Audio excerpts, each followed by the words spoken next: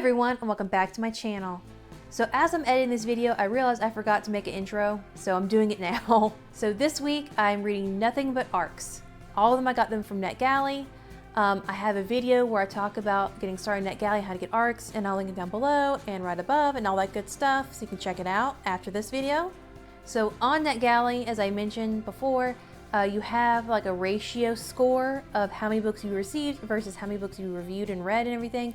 And right now my score is pretty low, and so I decided to take a whole week to read nothing but ARCs to try and get my score back up. Because there are some books on NetGalley that I really want to get approved for, so let's get started.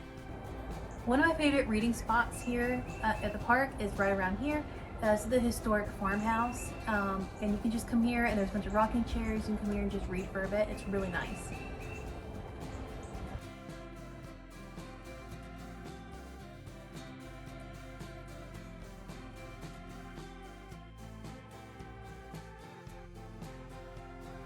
So the story is about an alien doing a like a vacation, intergalactic vacation kind of thing, and he gets abandoned on Earth. This happened about a year ago, so he's been trying to assimilate, trying to find a way home, trying to do all sorts of stuff, trying to figure things out. And one of the things he did was to try and be less lonely, was to join a like forum group online about believing there's aliens and stuff, because he thought that'd be funny. I was thinking that if I were an alien that was abandoned on Earth, I think that'd be pretty funny too, to join one of those forums. So I completely get that. So through that forum, he meets a group of friends, and one of the girls named Jin invites everyone to something called SpaceCon for the week, which is basically like a convention about space and stuff, obviously. And he decides to go because he wants to meet everyone who kept him sane all this time. And you know, he also really wants to meet Jin because he doesn't quite understand it, but he feels differently about her than everyone else. So they're all at SpaceCon. They've all met pretty much. I think there's one or two in the group they haven't met just yet, but the two main characters have met, and she's starting to see through some of his guys a bit. I think like she's starting to notice some things are a little off, but she's like, obviously he's not expecting that he's an alien using a cloaking device. So she'll probably figure out eventually, or it will malfunction or something, I'm not sure.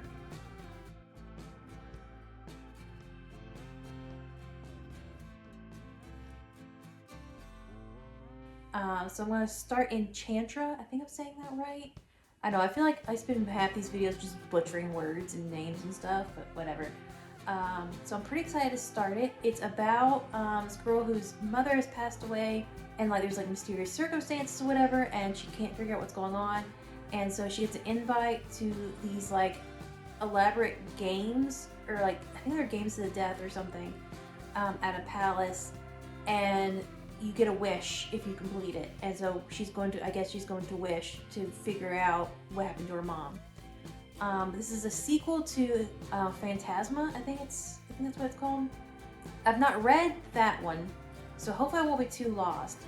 But as I mentioned in my ARC book haul video, which I will link above and below and all that good stuff, from what I read in the description of Enchantra, it seems more like an interconnected sequel instead of like a true sequel, so I should be fine that I haven't read the first one, but we'll see.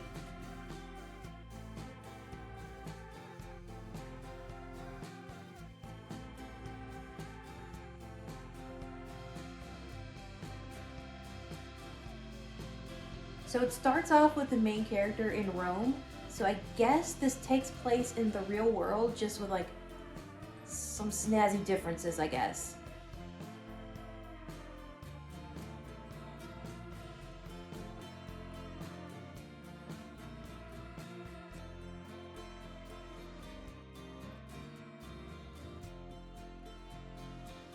So far, the only thing is that I can tell that I have definitely missed out on some world building stuff that seems very essential, because there are some things already going on, and I'm only 3% in, where I'm like, what is going on?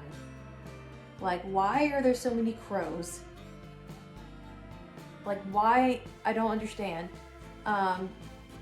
There's just a few other little things that I feel like I definitely would understand if I had read the first book first. like I'm supposed to. But that's entirely on me. That's entirely my fault. I had the book. I had Phantasma here. I got it from the library, but I got it from the library, and then the next day I got the flu. And I had the flu for like 2.5 weeks and just could not function. And then I had to return the book before I was even like entirely well enough to like remember what I read, if I read anything.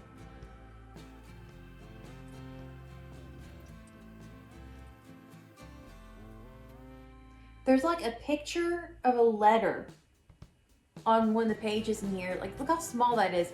I can't read what that letter says. That's annoying. Hopefully it's not too important.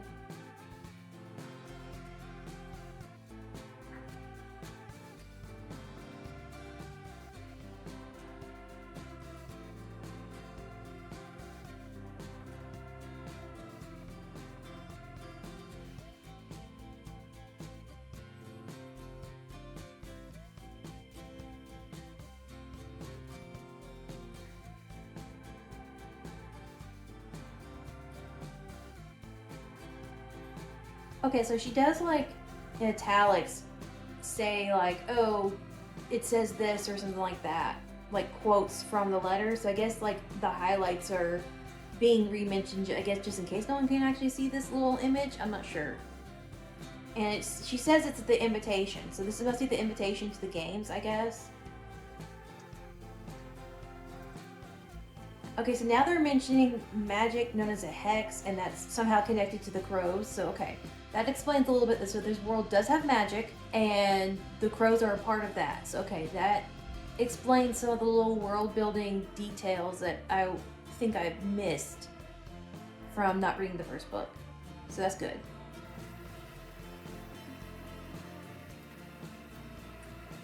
Okay, good. So I'm getting to the part now where she's like traveling somewhere and she's thinking basically her entire backstory.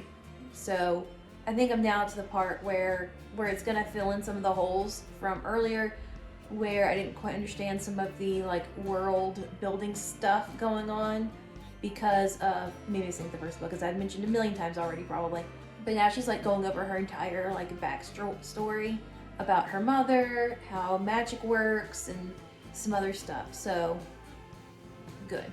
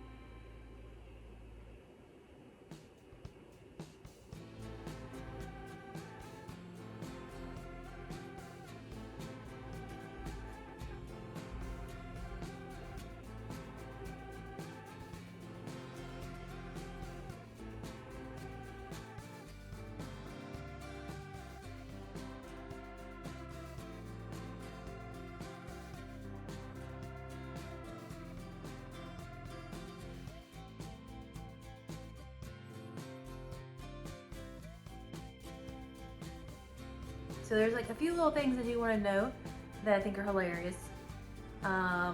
One, there's a scientist named Owen Lusk. Who's that supposed to be, I wonder? And then already, so the alien main character uses this cloaking device to try and hide his alienness from people like. So the alien, what is his name? He goes by Tam. So Tam uses like this cloaking device that he uses to look human to other humans, because clearly, as you can tell from the cover, he's an alien. So the alien, Tam, uses this cloaking device to try and hide his normal appearance, because obviously you can tell from the cover he's an alien and therefore looks it. And he has to hide that, of course, from humans on on Earth and kind of fly under the radar. And but the cloaking device that he has is not very good, and it makes it where he looks different to everyone. So already he's been mistaken for a celebrity because apparently the cloaking device made him look like a certain celebrity. It's already obvious that he looks vastly different to every single person in his friend group. So this is the last day of reading only arcs for the week, and I'm doing the My Demon Hunter audiobook because this is starting my week of only listening to audiobooks instead of like reading physical books. So I thought it'd be nice, like Venn diagram of them crossing over each other. It's a beautiful day out, and so I thought I would go to the park and walk around for a bit to listen to my book.